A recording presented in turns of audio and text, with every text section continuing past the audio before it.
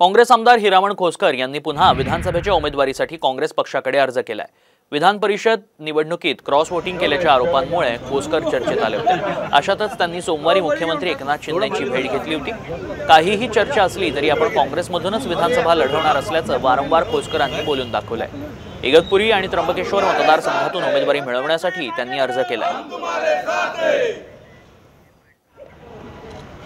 सकाळी त्यांचे सगळ्यांचे फोन आले आणि अर्जंट एक निरोप आला की तुम्हाला पक्षाकडून इच्छुक म्हणून फॉर्म भरायला सांगितलं। भरणार आहे का नाही भरणार, मग आम्ही ताबडतोब भरला। मी काँग्रेसचा फॉर्म भरेल, प्रामाणिकपणे काँग्रेसची उमेदवारी मागण्यात। आता बातमी आहे राज्यात तिसऱ्या आघाडीबाबत सुरू असलेल्या चर्चेची।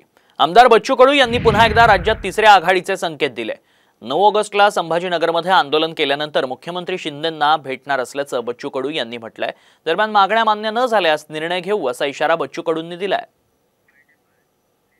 मला असं वाटतंय का आम्ही आता 9 तारखेचं निवेदन आंदोलन आम्ही संभाजीनगरला करतो आहे आणि त्यानंतर सीएम साहेबांना भेटून समोर आम्ही केलेल्या मागणी संदर्भात जर विचार केला नाही तर मग आम्ही पुढे निर्णय घेऊ।